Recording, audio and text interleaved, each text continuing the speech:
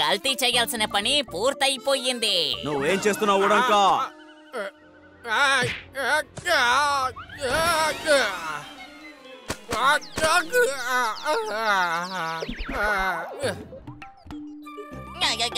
ఎవరదే?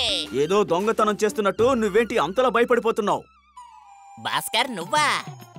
నేను అది దొంగతనంగా అవకాశమే లేదు. కొంచెం కొంచెం పొదుపు చేసి. తెలుసు తెలుసు, అందుకనే కదా నేను నీ దగ్గరికి వచ్చాను. నాకొక సహాయం కావాలి. కొంప తీసి డబ్బు కోసం ఇతను వచ్చాడా? అరే, నా దగ్గర చిల్లి గవ్వ కూడా లేదయ్యా. చెయ్యాలనుకున్నా నేను చెయ్యలేను. అరే నువ్వేం భయపడకు, డబ్బు అడగడానికి రాలేదు, ఇవ్వడానికి వచ్చాను. ఏంటి? తొందరగా కానీ కొంచెం కొంచెం పొదుపు చేసి.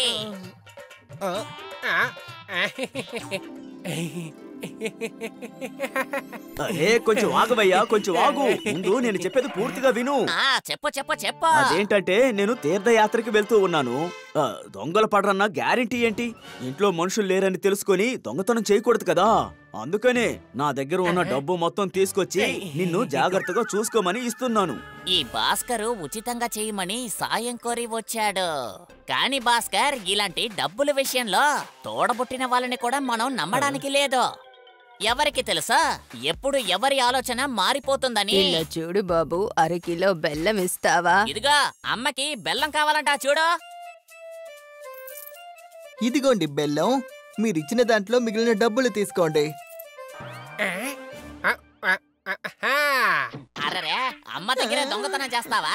నీకు సిగ్గు లేదు? మర్యాదగా అమ్మ దగ్గర తీసుకున్న డబ్బుని తిరిగి ఇచ్చేయాలి. కొంచెం కొంచెం పొదుపు చేసి. చాలా మంచిది, నాకు నష్టం కలగకుండా నన్ను కాపాడావు. ఇది చూసి భాస్కర్ కి ఉడంకా మీద బాగా నమ్మకం ఏర్పడింది. ఇదిగో మిత్రమా, నిజంగా నువ్వు నిజాయితీ పరుడివి. నేను నిర్ణయించుకున్నాను, నా ఈ డబ్బుని ఖచ్చితంగా నీకే ఇచ్చేసి వెళ్తాను. అదంతా సరే గాని నువ్వు ఏమాత్రం ఆలోచించకుండా హఠాత్తుగా ఇంత పెద్ద బాధ్యతని నాకివ్వడం నాకు మంచిదనిపించట్లా. నేనేమంటున్నానంటే ఈ డబ్బుని మనం ఎక్కడైనా దాచి పెడదాం, కొంచెం కొంచెం పొదుపు చేసి. దాచి పెట్టడం అంటే? అలా అంటే ఎవ్వరికీ తెలియని చోటు, కేవలం ఆ చోటు గురించి నీకు మాత్రమే తెలుసుండాలి. తిరిగి వచ్చిన తర్వాత దాన్ని నువ్వే తీసుకో, కొంచెం కొంచెం పొదుపు చేసి. అదంతా సరే, కానీ దాన్ని ఎక్కడ దాచిపెట్టాలి? నాకు అలాంటి ఒక చోటు తెలుసు. ఆ చోటుని మనుషులే కారు, గాలి కూడా కనిపెట్టలేదు. సరే పదే వెళ్దాం. ఇదిగో ఇదే ఆ చోటు. వెళ్ళు, ఏదైనా చెట్టు కింద ఆ డబ్బుని దాచిపెట్టేసాయి. నేను మాత్రం ఇక్కడే ఉంటాను, ఎందుకంటే నువ్వు దాచిపెట్టే చోటు నాకు కూడా తెలియకూడదు. అయితే సరే, నువ్వు చెప్పినట్టే చేస్తాను మిత్రమా.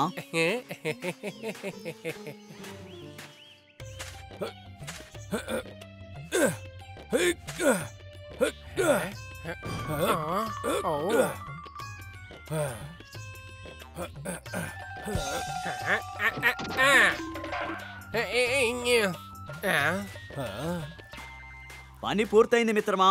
చెట్టుని బాగా గుర్తు పెట్టుకో, ఎందుకంటే ఆ చోటు గురించి నీకు మాత్రమే తెలుసా. బాగానే గుర్తుంటుంది. 6 నెలలు గడిచాయి. భాస్కర్ తన తీర్థయాత్రను ముగించి తిరిగొచ్చేశాడు.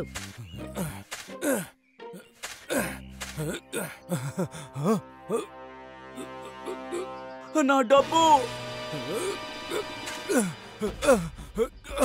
ఇక్కడే కదా దాచాను. ఏమైపోయిందబ్బా?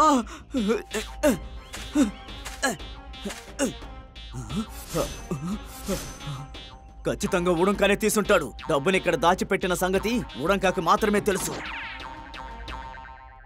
ఉడంకా, అక్కడ దాచిన డబ్బు కనపడడం లేదు.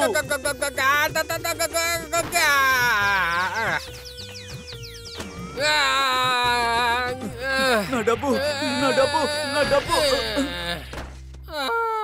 ఉడంకా, దాచిన నా డబ్బు ఎక్కడా? నువ్వు ఏ డబ్బు గురించి అడుగుతున్నావు? అవును, ఆ డబ్బే చేతి సంచిలో పెట్టి అక్కడ దాచిపెట్టాను కదా, తీర్థయాత్రకి వెళ్ళడానికి ముందు. కానీ అది నాకెలా తెలుసయ్యా? నేను దాన్ని చూడలేదు కదా. ఏ చెట్టు కింద డబ్బు దాచిపెట్టావో నాకేం తెలుసు, కొంచెం కొంచెం పొదుపు చేసి. అయితే డబ్బు దానంతటదే మాయమైపోయిందా? అరే, దాని గురించి నాకేం తెలీదు, ముందుకి నుంచి బయలుదేరా. ఉడంకా చాలా స్పష్టంగా తెలియదని చెప్పాడు. అందువల్ల భాస్కర్ బాధతో వెళ్ళిపోయాడు. అప్పుడు అతను అదే వృద్ధురాలిని చూశాడు. ఆవిడే ఆ రోజు ఉడంకా దుకాణానికి వచ్చింది. ఆమె భాస్కర్ బాధపడ్డం చూసి అతని దగ్గరికి వెళ్ళి, నీకు ఏమైంది కన్నా? చూడ్డానికి ఏదో దిగులుగా ఉన్నట్టున్నావు. నేను ఏమని చెప్పనులే అమ్మా. అతను చెప్పిన కథ విని ఆ వృద్ధురాలు భాస్కర్కి సాయం చేయాలనుకుంది.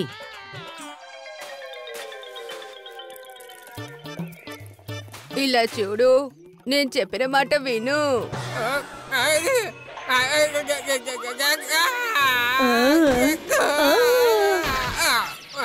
అరే కన్నా, ఇలా పడిపోయావే. అరే అమ్మా, కింద పడిపోయావంటే అనకూడదు, జారిపోయిందని చెప్పాలి. కొంచెం కొంచెం పొదుపు చేసి. మీకేం కావాలో ముందు అది చెప్పండి.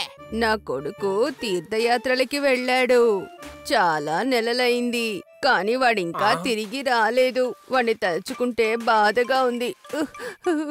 నువ్వు చాలా మంచివాడివి, అందుకే నిన్ను కలవాలని వచ్చాను. ముందు విషయం ఏంటో చెప్పండి. నేను నా కొడుకుని కనిపెట్టడానికి వెళుతున్నాను.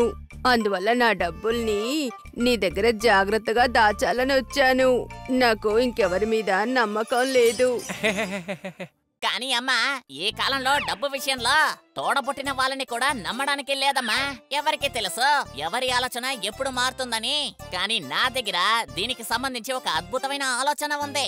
ఇప్పుడు మీరు నాతో రండి, కొంచెం కొంచెం పొదుపు చేసి.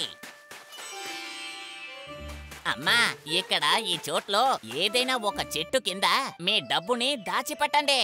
దాని గురించి కేవలం మీకు మాత్రమే తెలుసుండాలి.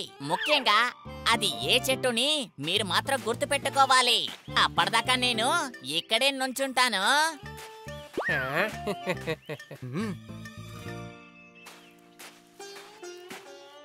అమ్మ వెళ్ళిపోయిన తర్వాత అందులో ఉన్న డబ్బులు నాకు సొంతం అవుతాయి. కొంచెం కొంచెం పొదుపు చేసి.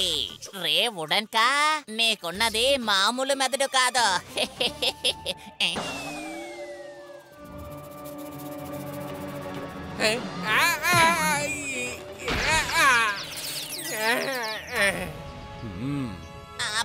భాస్కర్, నువ్వు ఇక్కడికి ఎలా వచ్చావు? ఉడంకా, నువ్వు ఇలాంటి వాడివని నేను అస్సలు అనుకోలేదు. నాకు తెలిసిపోయింది, నువ్వే నా డబ్బుని దొంగిలించావు. మర్యాదగా నా డబ్బుని నాకు తిరిగిచ్చేయి, లేదంటే నీ గురించి మహారాజు గారికి చెప్తాను. భాస్కర్ మహారాజు గారి దగ్గరికి వెళ్తానని చెప్పడంతో ఉడంకా భయపడిపోయాడు. తర్వాత అతను ఓ కొత్త నాటకం ఆడాడు. కాదు కాదు కాదు కాదు, ముందుగా నేను చెప్పేది ఒక్కసారి విను భాస్కర్. నువ్వు చెట్టు కింద దాచిపెట్టిన డబ్బు కనిపించట్లేదని నాతో చెప్పావు కదా. వెంటనే నేను ఇక్కడికి వచ్చేసాను. నేను ఇక్కడ మొత్తం గాలించాను. అప్పుడు నీ డబ్బుల సంచి తుప్పల్లో నుంచి నేను బయటికి తీసుకొచ్చాను. ఖచ్చితంగా ఇది ఎలక చేసిన పని అయి ఉంటుంది. అలాగా? ఇదిగో నీ డబ్బులు. అరే కన్నా, నువ్వా? తీర్థయాత్రలకు వెళ్ళావు కదా, ఎప్పుడొచ్చావు? కానీ నా కొడుకు ఇంకా తిరిగి రానే లేదే. ఇన్ని రోజులైంది. అమ్మా, మీ కుమారుడు ఈ పాటికి వస్తూ ఉంటారు, మీరు కంగారు పడకండి. నేను తన్ని చూశాను. అలాగా? నువ్వు నా ప్రయాణం ఖర్చుల్ని తగ్గించావు. అందువల్ల ఈ డబ్బుని నా కొడుక్కి స్వాగతం చెప్పడానికి ఉపయోగిస్తాను. డబ్బు పోయిందే, కొంచెం కొంచెం పొదుపు చేసి. If you like this video, subscribe to our channel Murthy Media.